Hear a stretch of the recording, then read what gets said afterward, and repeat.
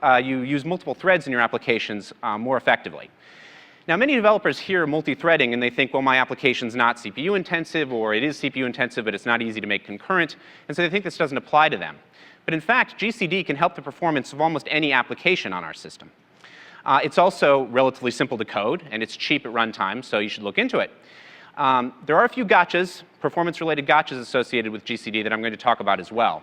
But this is not going to be a complete introduction to Grand Central Dispatch. It's a really big topic. So I encourage you to review the video, for instance, yesterday's blocks and Grand Central Dispatch in practice, or look, of course, at the online documentation. So why would you want to consider using GCD in your application? Well, the most important reason is to keep work off of the main thread. The main thread in both iOS and macOS 10 is where most of the user interaction happens. So anytime you're drawing to the screen or committing an animation to the render server or responding to touch events from the user, this all has to happen on the main thread. So if that's blocked with other work, your animations won't be smooth and your application won't feel responsive to the user. And it's particularly important if you've got anything that might block for a long time, because there's a system on iOS called Watchdog, which will actually terminate your application if it remains unresponsive for too long. So you definitely want to avoid that. When I say work off the main thread, I don't just mean intensive CPU work. Anything that takes a long time, like a potentially expensive file system or network operation, can also block the main thread and cause the same performance problems. So number one is avoid blocking the main thread. You can also use GCD in some interesting ways to speed up the launch of your application. And of course, if your application happens to be running on an iPad 2, you'll automatically take advantage of the second CPU core there. So let's look at a somewhat contrived, but I think typical example, where we have an application that maybe the user is flipping pages and new pages of text are appearing on the screen. And we want to go ahead and, once the user gets to this next page, prefetch the next page in case they turn the page again. So we might do it like this, the simple way. We use string with contents of file, check to make sure that we actually didn't get an error, and then take a text field and set its text to the contents of that string. Now, what's going to happen if we do it this way is, if the animation of that page flip is still going, we need to actually complete layout and drawing of each frame of the animation in a very short amount of time. In order to have smooth 60 frames per second animation, you only have about 16 milliseconds to get all that work done. So if we do the layout and draw of one frame, and then we kick off reading this string in the background, which might be a huge string we have to read off the file system. There might be other file system I/O going on at the same time. The user might be syncing or some other operations happening in the background. This might block for a long time. By the time we get to layout and draw for the next frame, we don't have time to finish it, and we end up dropping the frame. So what we would like to do is get that read string off of the main thread and send it down to a background thread. That allows the layout and draw to happen on the main thread and complete that second frame in time. Now, the catch to doing this using multiple threads is that you can't just do anything you want in a background thread on iOS. Typically, all UIKit work has to be done on the main thread. Other frameworks don't work that way. You can use core animation, core graphics, foundation on a background thread. But with the exception of making your own UI graphics context and drawing into it, all other UIKit work has to be done on the main thread. So I can't just take that entire code snippet, send it into the background, and then do that set text in the background thread. This is not a safe operation in iOS. So what I'm going to do is I'm going to take that original code snippet, and I'm going to get this expensive string with contents of file into the background, but still keep the UIKit work on the main thread with only 2 lines of code. So this first line, dispatch async, sends the work to a global queue.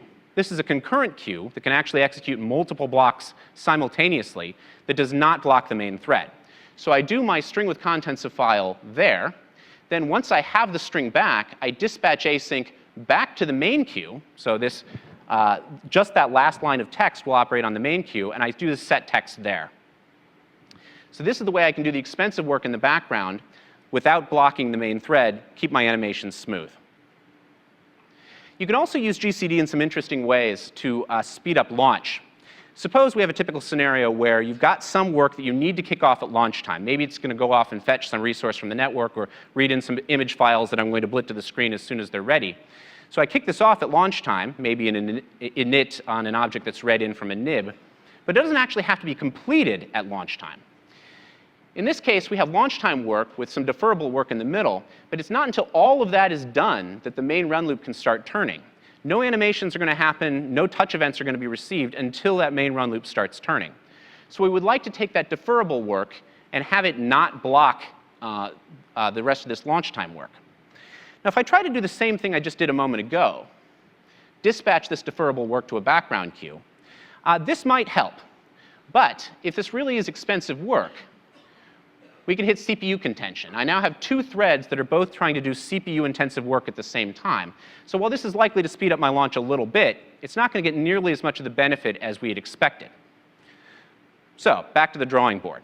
What we really want to do is not do the deferrable work concurrently with the launch time. We want to do it after the launch time work.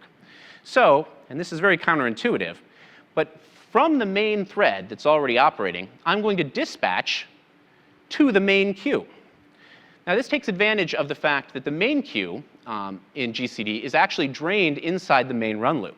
So the deferrable work won't actually happen until the main run loop has started turning. So I dispatch from the main thread to the main thread. It just defers the work. Now I'm back to the same problem that I had before, where I'm trying to do this deferrable work in the main run loop, and my animations might not be smooth. So after I've dispatched to the main queue, I dispatch again to a background queue. So I just use dispatch twice, and now my deferrable work is neither blocking the launch time nor blocking the main run loop. Now, there's a few performance-related gotchas anytime you use GCD that you need to watch out for. One of the common ones is having too many threads servicing you have too many threads blocked on too few resources.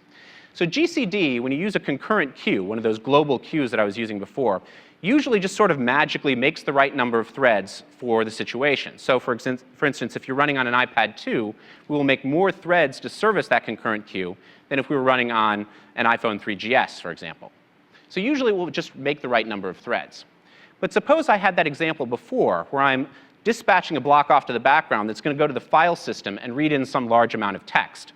And maybe I want to just go ahead, well, it's happening in the background anyway, I'll just go ahead and prefetch the next 10 pages. What will happen as soon as that block hits the file system, as soon as I get to the file read, the thread's going to block when it hits the file system. And so GCD is going to spawn another thread to service the next block in the queue because it's trying to keep the CPU cores busy.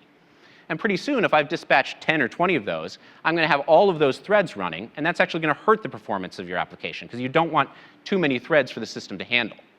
So the way to avoid this, if the shared resource that you're blocking on is a network operation, you can use the NS-URL connection asynchronous methods, and this will all just happen for you. You'll get callbacks when the work is done.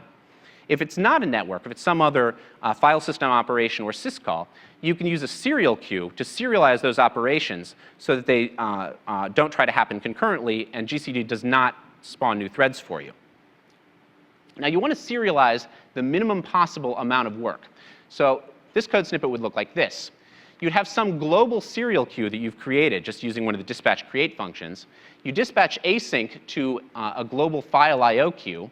You do your read of the data in from the file system there. After you've finished that work that needs to be serialized, you dispatch back out to some concurrent queue. And then if, say, you were reading in a bunch of files and doing some operation on them, you can do that work concurrently, but you still have the file system I/O serialized.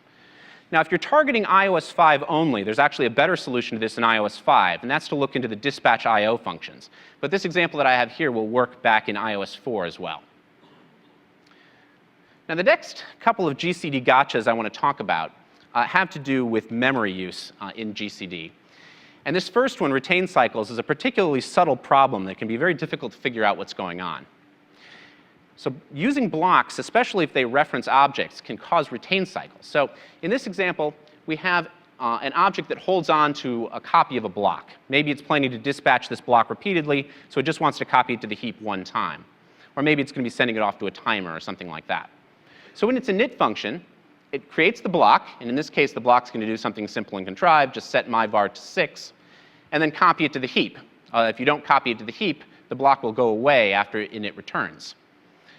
Well, in this case, we've actually have a retain cycle created because my block owns the object owns a copy of my block because of the copy. But my block is referencing my var which is a member variable, so it is actually referencing the object itself. So it is implicitly has to retain self when it gets copied to the heap. So we have a classic retain cycle. The object owns a copy of the block, and the block owns a copy of the object. This example probably seems very contrived, but it's very common to happen if you're using, for instance, the NSTimer or NSNotification Center functions that take blocks, and you reference self from in there. So what we need to do is cut the reference of the block back to the object. And there's a couple of ways to do this. If you're using the new automatic reference counting, you can use an __ week variable to replace self. If you're using iOS 4, you can use an __ block reference. So in this case, I make an __ block id weak self, which is simply a non-retaining version of self. Then in my block, when I reference the property of weak self, I'm not going to retain it because it's a block variable, and I've cut the link back to the object. Another memory-related gotcha with GCD has to do with auto-release.